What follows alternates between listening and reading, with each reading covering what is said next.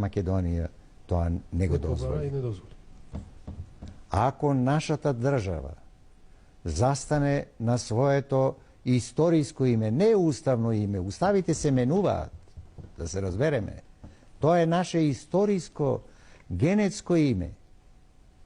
Ако дозволиме нашата политика и нашата држава, ако дозволи да се промени во каква и да е форма нашето име, тоа ќе представува автоматски промена на нашиот идентитет. Ние веќе нема да бидеме македонци. Ние веќе нема да имаме македонски јазик.